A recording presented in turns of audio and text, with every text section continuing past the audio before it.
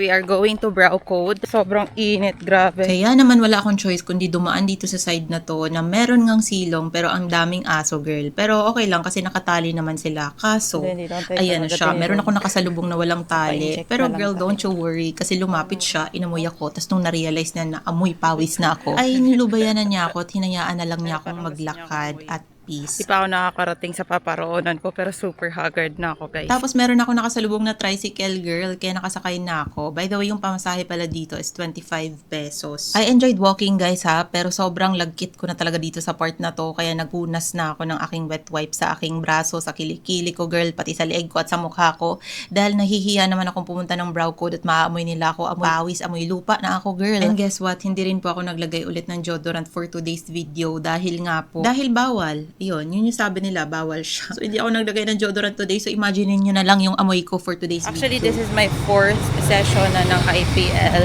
And after the 3rd session, doon ko na talaga nakita na medyo mabagal na yung tubo ng buhok ng kilikili ko. Aalis kasi ako tomorrow, guys. Ngayon sa may Brow Code. Ayan, dito lang siya sa may likod ng Capitol. Kaya lang tayo, andito sila sa may 2nd floor. Dito sa may Red Dot Collective. Good morning po.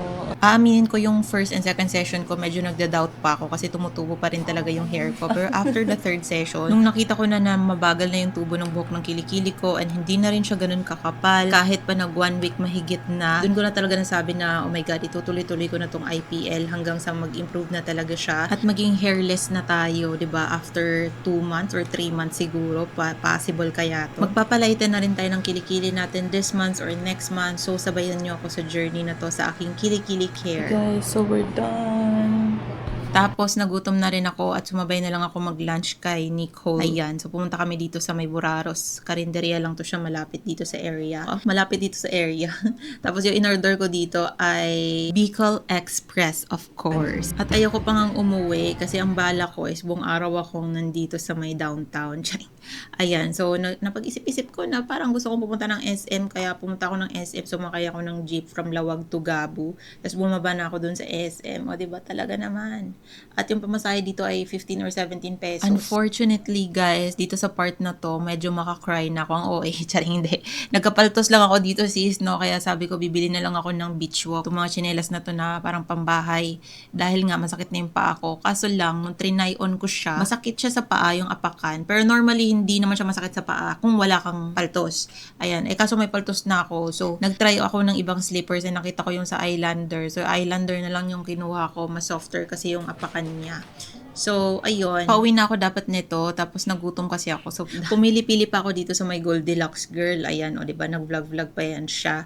Kaso lang, nung nandun ako sa cashier, nakita namin ng isang customer na naka-break pala. Break time pala nung cashier. So, binalik namin lahat dahil wala naman kaming cashier na babayaran. Hindi na lang muna ako kukuha ng Goldilocks. Try na lang natin dito sa my Jayco. Nag-crave kasi ako nung kanilang glazy donut. Ayan. Pero nagkape pa ako, guys. Kasi pag bumili ka dito sa Jayco ng kape, meron na siyang kasamang glazy donut. So, yun. Dapat talaga nagtimpla na lang ako sa bahay. Di ko din alam kung ba't ako gumasta pa. And finally, girl, lumabas na ako ng SM para hindi na tayo gumasta pa. Sumakay na ako ng jeep pabalik ng downtown Lawag. And then, yung pamasahe dito, girl, is like 15 pesos lang. Ang arty, girl. And then, sumakay na ulit ako ng tricycle. And yung pamasahe dito is around 25 pesos. Pero, girl, dagdagan ninyo kung medyo malayo-layo kayo dahil medyo mahal na nga ang gasolina.